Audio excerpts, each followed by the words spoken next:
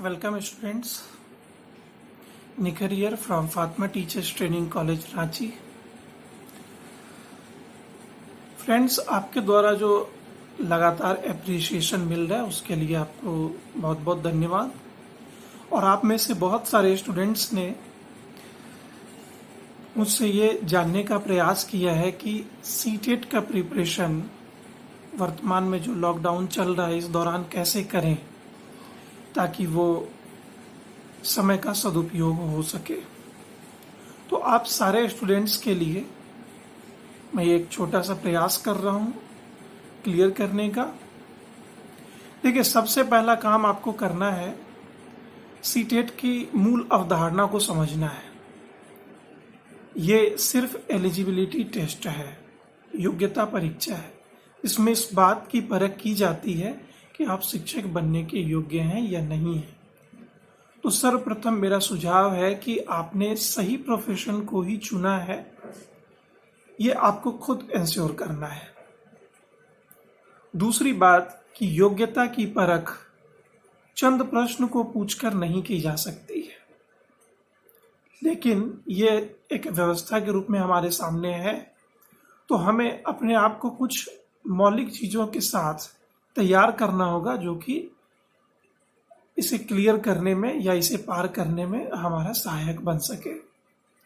जिसमें मैं पहला सुझाव आपको देना चाहूंगा कि आप हमेशा एक टीचर की तरह सोचें। आपका व्यक्तित्व ही एक टीचर की तरह दिखाई दे। तो एक शिक्षक की तरह सोचने से हमारा मतलब होता है कि जब भी कोई समस्या, कोई प्रश्न आपसे पूछा जाए या किसी टॉपिक को आप पढ़ रहे हैं, तो सबसे पहला फोकस ये होना चाहिए कि इस टॉपिक को पढ़ करके बच्चों को क्या फायदा होगा, या जो मुझे बताया जा रहा है इस चीज को पढ़कर कौन से ऐसे क्वालिटीज डेवलप होंगे जिससे बालकों का भला होगा। आप जानते हैं कि अभी चाइल्ड सेंटर्ड एजुकेशन का दौर है, बाल केंद्रित शिक्षा का। तो जितने भी तरह की समस्याएं आपके सामने आएंगी या जिन जिन चीजों को आपको पढ़ना है, ये सब कुछ बालकों को ध्यान में रखकर या बालकों के लिए ही करना है।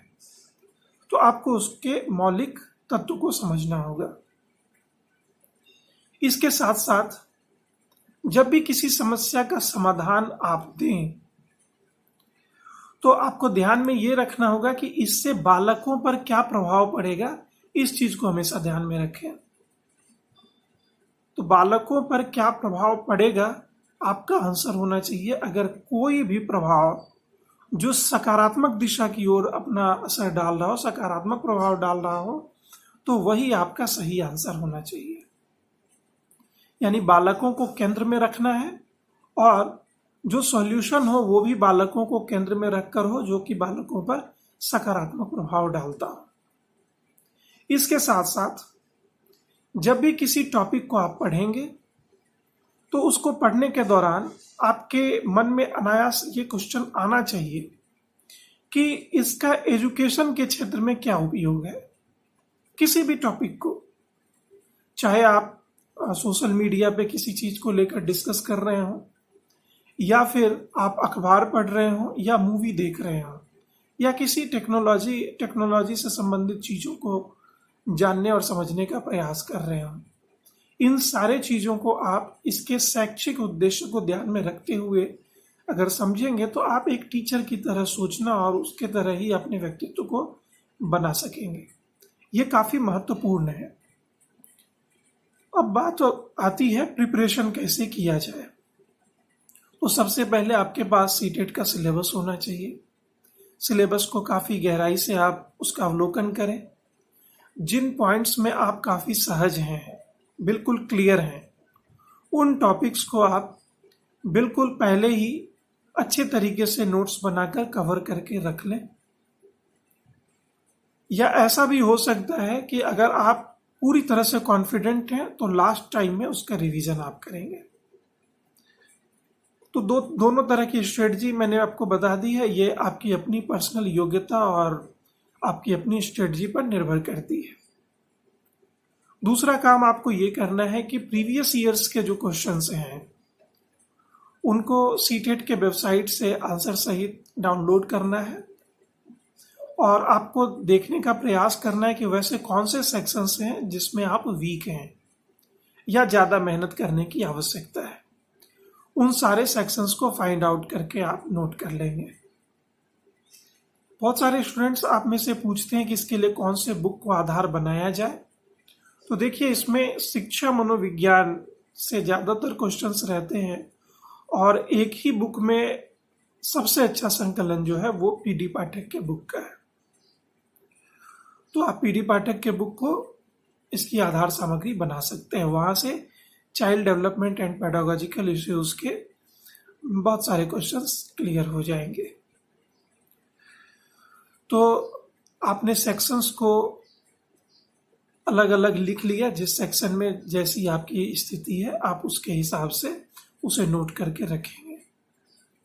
अब हम लोग देखते हैं कि इसके सिलेबस को कई भागों में बांटा गया है। देखिए, आप डीएलएड के हों या बीएड के हों, दोनों ही स्टूडेंट्स 1 से 5 यानी पेपर 1 और 6 to 8 यानी पेपर 2 दोनों ही एग्जाम में बैठने के एलिजिबल हैं। आप उसमें बैठने के योग्य हैं।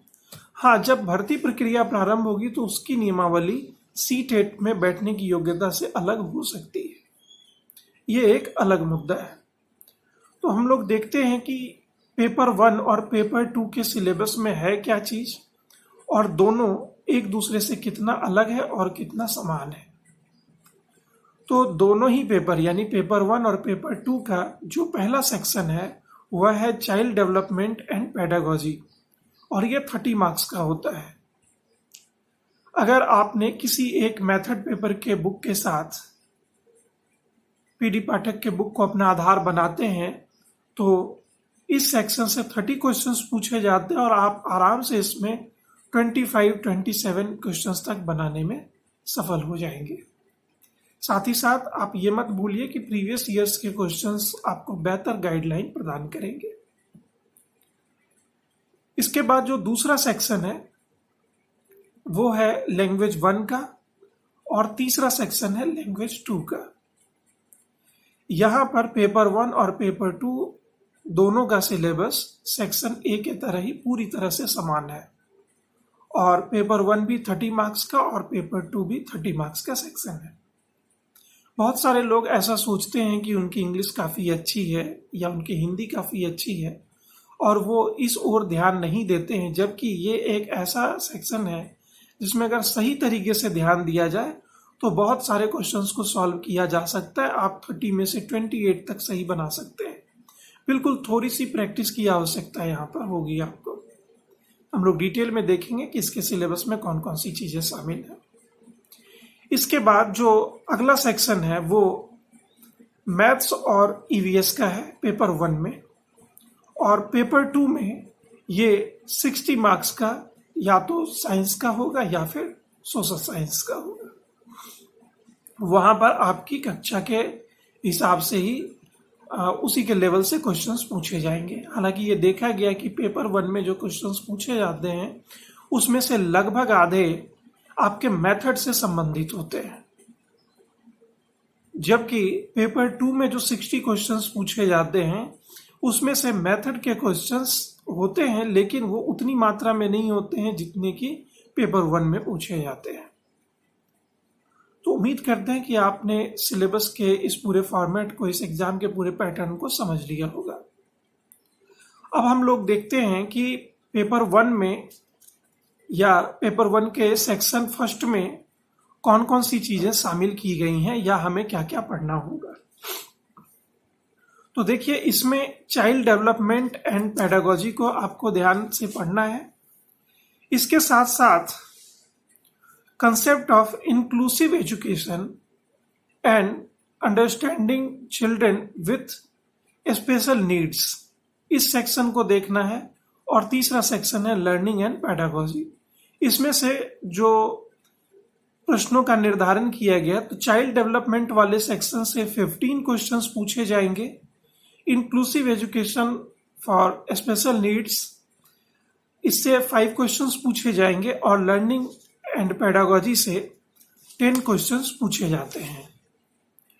तो इसकी तैयारी के लिए बेस्ट है कि आप पीडी पाठक के बुक को या किसी एक मेथड बुक को अपना आधार सामग्री बना लें।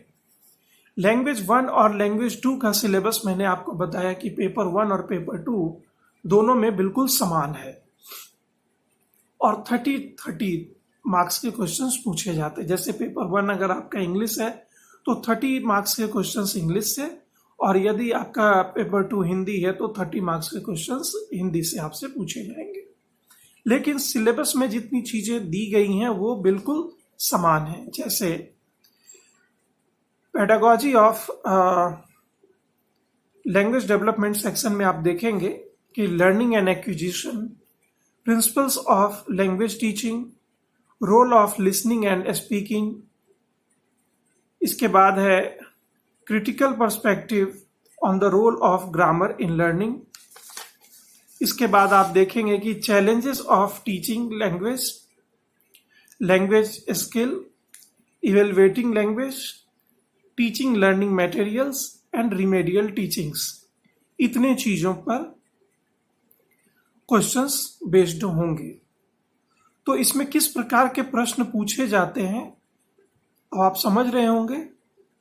तो मेथड पेपर का जो बुक होगा वो आपके लिए काफी उपयोगी होगा। इसके साथ साथ आप उस विषय के ग्रामर सेक्शन का प्रैक्टिस काफी अच्छे से करेंगे।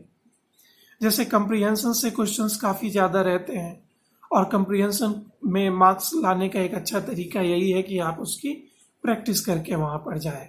फिर ग्रामर के साधारण सेक्शन से भी क्वेश्चंस रहते हैं। जैसे अगर मैं हिंदी की बात करूं तो वहां संधि, समास, मुहावरे, पर्यायवाची शब्द, अनुलोम विलोम, इन सारे तथ्यों से संबंधित क्वेश्चंस आपसे पूछे जाएंगे।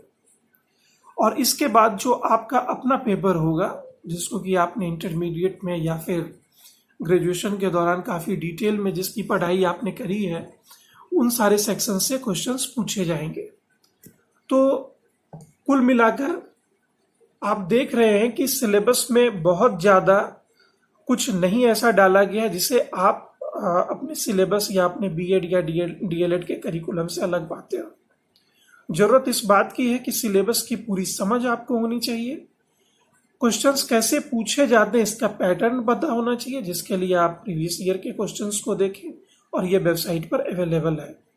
इसके साथ साथ शिक्षा मनोविज्ञान और उसके सिद्धांतों की पर्याप्त जानकारी होनी चाहिए, जिसके लिए पीडी पाठक की पुस्तक काफी अच्छी पुस्तक है। और आप जिस किसी भी लैंग्वेज से जुड़े हुए हैं उसके मेथड से संबंधित एक बुक आप अपना आधार सामग्री बना सकते हैं। लगभग चीजें सेम ही होती हैं। इतना करने के बाद आप रेगुलर पढ़िए, सिलेबस के हिसाब से पॉइंट दर पॉइंट पढ़ते चले जाइए, हर एक सेक्शन को इक्वली इंपॉर्टेंस दीजिए। और मेरा ये विशेष निवेदन है कि लैंग्वेज के सेक्शंस को जो कि मैक्सिमम स्टूडेंट्स छोड़ देते हैं उस पर आप कुछ ज्यादा ध्यान दें। ज्यादा ध्यान देने का मतलब ये है कि इस सेक्शन से होकर के आप गुजरे हैं, भाषा के संबंध में अच्छी जानकारी आपकी है, तो क्यों नहीं इस जानकारी का मैक्सिमम फायदा उठाया जाए। तो आप एक बेटर कंडीशन में होंगे और आप आराम से सीटेट को क्वालिफाई करेंगे। तो उम्मीद करता हूं कि आपको एक अच्छा निर्देश प्राप्त हुआ होगा। और अगर इससे संबंधित कुछ चीजें अस्पष्ट रह गई हों या क्लियर नहीं हुई हों तो आप उसे मुझसे पर्सनली संपर्क करके डिस्कस कर सकते हैं। मैं इसके लिए हमेशा उपलब्ध रहता हूं और मैं आप सारे लोगों को शुभकामनाएं देता हूं कि आप सीटेट को ईजिली इस लॉकडाउन का फायदा उठाकर क्वालिफाई कर जाए। Wish you all the best to all of you. Thanks and have a nice day.